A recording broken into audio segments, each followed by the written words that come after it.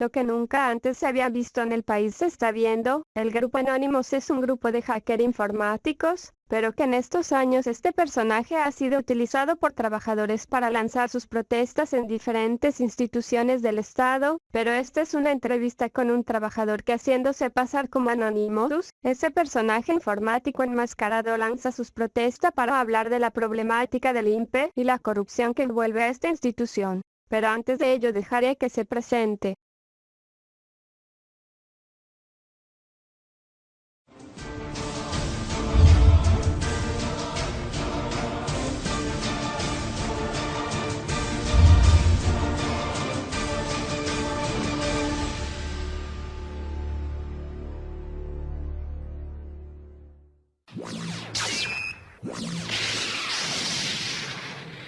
Hola a todos, somos Anonymous y estamos de vuelta para realizar nuestras protestas como trabajador del Instituto Nacional Penitenciario y te doy gracias por permitirme expresarme. Escucharé tus preguntas. Bienvenido. La pregunta que creo muchos se hacen es ¿por qué Anonymous dentro de una institución como el INPE? Me he entregado a esa institución y creo yo que he tratado de dar lo mejor de mí, como de la misma manera muchos colegas lo hacen a diario. El INPE es una institución muy importante. Tal vez cuando comencé mi trayectoria en esta institución no pensé que existía una realidad muy distinta a la que muchos se proyectan, de trabajar en una cárcel y de tener como oficio el de carcelero. Como yo, muchos colegas elegimos esta profesión para solventar nuestros gastos familiares. La escasez de trabajo no debe imposibilitarnos. Al inicio nadie conocía qué era el INPE, y con el pasar de los años somos reconocidos como la institución que puede lograr que una persona condenada a una pena privativa de libertad se pueda resocializar en el interior de una cárcel y de esta manera pueda reinsertarse nuevamente a la sociedad. El INPE ahora está formado por un equipo de profesionales y no nos sentimos ni más ni menos a pesar del poco presupuesto y de los bajos sueldos que recibimos. En referencia a la inseguridad que vive el país por el índice de delincuencia, entre ellas las extorsiones, el cobro de cupos, los cuales en muchos casos se tiene conocimiento que son dirigidos desde las cárceles, en donde conjuntamente con el Ministerio Público, Policía Nacional e INPE se ha podido desarticular bandas organizadas desde el interior de las cárceles. Como trabajador del INPE, ¿qué nos dice al respecto? En este último trimestre del año hemos sentido vergüenza por los actos de corrupción en donde se ha visto involucrado a trabajadores del INPE, traficando con internos en la venta de celulares, ingreso de bebidas alcohólicas, drogas y otros tipos de artículos prohibidos. A pesar que se ha creado una política en contra de este tipo de acciones, nos sigue ganando la corrupción. Existen tres grupos dentro de la institución. 1.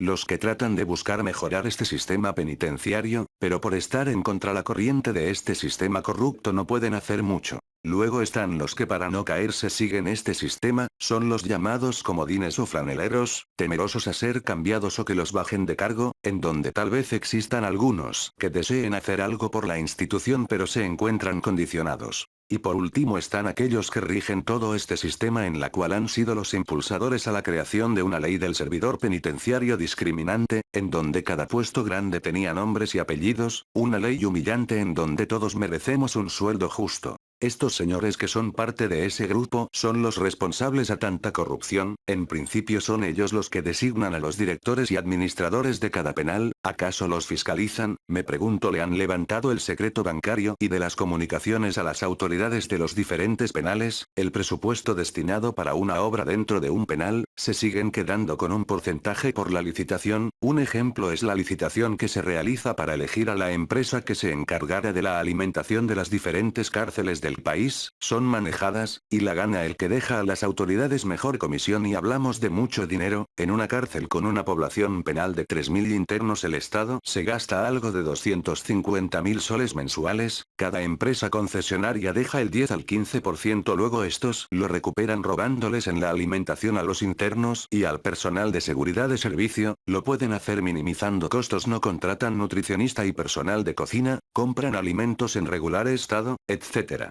Se debe tener bien en claro que casi de todo lo prohibido que ingresa a un penal se realiza por puerta principal, en complicidad o tal vez por la pasividad del personal de revisión. Posteriormente estos celulares llegan a manos de los internos, y se generan los llamados caños. Es un interno que se encuentra en actos ilícitos, se dedican a la extorsión, venden droga, alquilan celulares, venden crédito o recargas, etc. Cada uno de estos internos pide conversar con el director, subdirector o jefe de seguridad o envía a un representante para que pague el derecho de inscripción y cuánto va a pagar semanalmente para operar libremente. En un penal gran alberga a más de 100 caños legales, si se podría decir, pero existen varios caños que trabajan en la clandestinidad y son estos últimos los primeros en ser intervenidos cuando hay un operativo, por ahí uno que otro de los que pagan semanalmente. Hágase la pregunta al personal subalterno con qué cara se le va a reclamar a que no se dediquen a ingresar celulares, droga y otros artículos. Muchos de nosotros somos personal CAS, y si estamos en contra de algo nos califican mal, sin importar las buenas intervenciones que hemos tenido en los diferentes operativos que se realizan, y por hablar somos despedidos, se vive amordazado. Es muy difícil encontrar un trabajo más, aun si tienes la responsabilidad de una familia.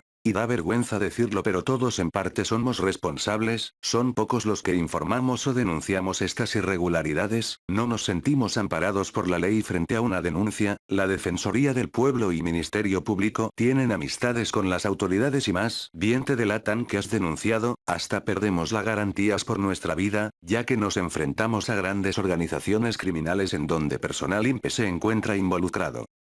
Lo he escuchado y me parece increíble tanta corrupción en una institución del Estado. A ver, según lo que he tomado nota en un punto, usted pide que se le levante el secreto bancario y de las comunicaciones a las diferentes autoridades del INPE. ¿En qué se puede basar dicho pedido? En otro punto usted menciona al personal CAS. ¿Usted conoce algún caso en donde se le ha despedido injustamente?